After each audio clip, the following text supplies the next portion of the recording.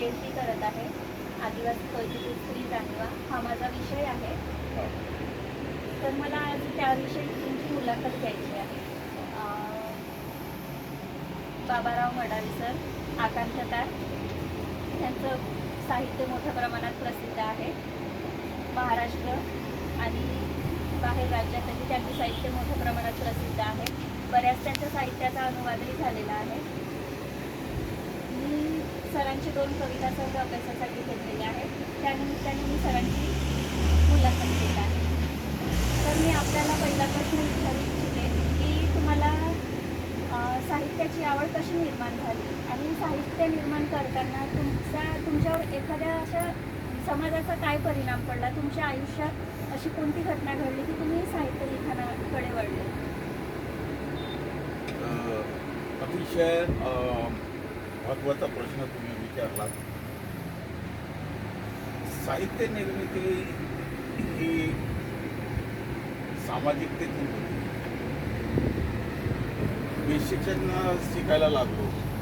माझं तसं पाहिलं जीवन एका झोपडीतलं कष्ट करणाऱ्या आईवडिलांच्या पोटी जन्म घेऊन पुढे आले, असं माझं लहानपणचं जीवन. आणि त्यातून आपण शिक्षण घ्यायला पुढे आलो. म्हणजे एखाद्या झोपडीत शिक्षणाचा दिवा लावावा त्या पद्धतीनं एका गवताच्या झोपडीमधून माझं शिक्षण उगवलं. आणि मग हा कष्टकरी आजूबाजूचा जो समाज आहे, जगणारा समाज आहे, तो मी पाहत होतो. तो घाम गाळून जीवन जगणारा समाज. आणि माझे स्वतःचे आईवडील देखील हे शेतमजुरी करायचे, मजुरीवर गुजराण करायचे. त्यांचा मी मुलगा, घाम गाळणाऱ्यांच्या आईवडिलांचा मी मुलगा. आणि ही सारी परिस्थिती पाहून मी समोर आलो. मग यांच्या व्यथा वेदना आपण कुठेतरी शब्दबद्ध कराव्यात, पुस्तकात लिहाव्यात. त्या दृष्टिकोनातून मी साहित्य लिहायला लागलो. माझ्या वाचनामध्ये अण्णाभाऊ साठे, दयापर असे अनेक लेखकांची पुस्तकं, आत्मकथनं ही वाचण्यात आली.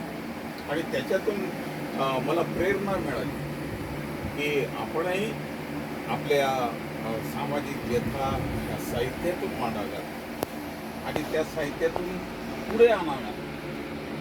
कारण साहित्य हे माणसांच्या जीवन जगण्याचा एक आरसा असतो आणि त्यामध्ये आपल्याला न्याहाळून पाहावं लागतं. आणि त्याच्यामध्ये शेवटी साहित्य कशासाठी लिहितो हा प्रश्न फार महत्त्वाचा आहे.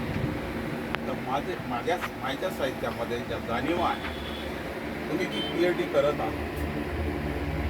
स्त्रीच्या वेदना, स्त्रीच्या व्यथा, तिचं जगणं, तिच्या समस्या, ह्या साऱ्या माझ्या कवितेमध्ये, अनेक कवितेमध्ये जे आलेल्या आहेत. त्या अशा पद्धतीनं मी साहित्य लिहिण्यासाठी पुढे आलो. दुसरा प्रश्न सर, आदिवासी स्त्रीविषयी तुम्ही काय सांगाल? अतिशय महत्त्वाचा, तुमच्या PhDच्या दृष्टीनं तर हा अतिशय महत्त्वाचा प्रश्न आहे. आदिवासी स्त्री खरं म्हणजे या देशातल्या स्त्रियांचा एकूणच आपण विचार केला असता, अभ्यास केला असता असं दिसून येतं. पूर्वीला स्त्रीला पतीच्या बरोबर सती जावं लागत. माणसाच्या बरोबरीचा, पुरुषांच्या बरोबरीचा तिला हक्क नव्हता. ह्या अवस्थेतून स्त्री जात होती. तिला लिहिण्याची, वाचण्याची बंदी होती. म्हणजे तिला दुय्यम स्थान होतं. अशा अवस्थेतून स्त्रीची व्यवस्था आपल्याला पाहायला मिळते.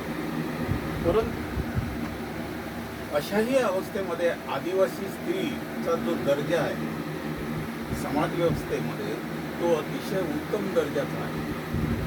आदिवासी स्त्री ही स्वाभिमानी आहे. ती कष्ट करून जगणारी आहे. एक कुटुंबाची एक कर्ती पुरुष म्हणूनही समोर आलेली आहे. आपण पाहतो की कुटुंबाचा कारभार आदिवासी स्त्रिया चालवत असताना दिसतात. दुसरी महत्त्वाची गोष्ट अशी की आदिवासीमध्ये हुंडा पद्धती वगैरे नाही आहे. आदिवासी स्त्रीला सन्मान देण्याची पद्धत आहे. उलट आदिवासी स्त्रीचे लग्न जुळवत असताना, त्या मुलीचे आदिवासी मुलीचे लग्न जुळवत असताना तिला माना सन्मानाने घरी आणण्याची,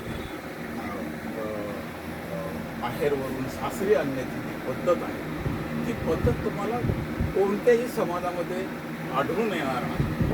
म्हणजे आदिवासी समाजामध्ये सन्मानित झालेली ही आदिवासी स्त्री, ती आपण जर स्त्रीच्या व्यथा आणि वेदना इतर समाजाचा सर्व समावेशक असा विचार केला असता तर आदिवासी स्त्रीचं जगणं ह्या आदर्शावरती आहे. पण ते आदर्शावर जरी असलं तरी परंतु ती आपल्याला आज वंचित असलेली दिसते. कारण आर्थिक विकास या स्त्रीचा झालेला नाही आणि आर्थिक विकास न झाल्यामुळे तिला कष्टाची कामे करावं लागतं, शेतात राबावं लागतं, काम गाळून जीवन जगावं लागतं. अशा अवस्थेत ती जगताना आपल्याला दिसून येते. आदिवासी स्त्री, स्वातंत्र्यापूर्वीची आदिवासी स्त्री, स्वातंत्र्यानंतरची आदिवासी स्त्री आणि आधुनिक आदिवासी स्त्री यामध्ये तुम्ही कसा फरक कराल?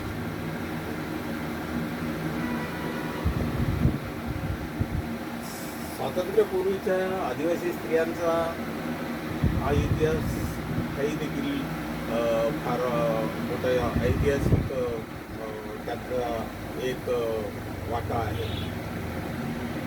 आदिवासी स्त्री ही क्रांतिकारी म्हणून समोर आलेली आपल्याला दिसतं. जसं चंद्रपूर तांदा ज्याला म्हणतो की तांद्याचा राज्यकारभार पाहणारी राणी हिराई आपल्याला दिसून येते. किंवा राणी दुर्गावतीचा पराक्रम आपल्याला माहीतच आहे, सर्व तो अभ्यासला जातो. अनेक स्त्रियांनी त्या राज्यव्यवस्थेमध्ये राजा गेल्यानंतर अनेक राण्यांनी, आदिवासी राणींनी तो राज्यकारभार चालवलेला आहे. म्हणजे आदिवासी स्त्री ही राज्यकारभार सुद्धा चालवणारी अशा स्वरूपात आपल्याला पाहायला मिळते या देशामध्ये. म्हणजे तिचा इतिहास इतका ज्वलंत आणि मोठा इतिहास आहे. भोपाळचं राज्य असेल, चांदागडचं राज्य असेल, हे अनेक संस्थान आदिवासी स्त्रियांनी चालवलेलं आहे. तिचा दैदिप्यमानाचा क्रांतिकारी इतिहास निश्चितच आहे. आता अलीकडच्या काळामध्ये आदिवासी स्त्रिया ह्या शिकू लागलेल्या आहेत. जसं अनेक मुली आता समोर येत आहेत, काही पायलटपर्यंत जात आहेत. खेळाच्या शर्यतीमध्ये पुरुषा सारख्या स्त्रिया समोर आलेला आपल्याला दिसतात. आणि या आरक्षणाच्या माध्यमातून म्हणजे अगदी अलीकडचं आपण उदाहरण घ्या. हे यवतमाळ जिल्ह्याची नगराध्यक्ष म्हणून प्रियदर्शनी उईके आता पदावर विराजमान झालेली आपल्याला दिसते. राष्ट्रपती पदावरती द्रौपदी मुर्मू, म्हणजे या देशाचं राष्ट्रपती पद ही एक आदिवासी महिला तिच्या हातात आलेलं आपल्याला दिसतं. म्हणून हे अशा प्रकारे आपल्याला वेगवेगळ्या पद्धतीनं प्रगतीचे टप्पे, क्रांतिकारकापासून आदिवासी स्त्रियांच्या क्रांतिकारकापासून तर आत्तापर्यंतचे राष्ट्रपती होण्यापर्यंतचे प्रगतीचे टप्पे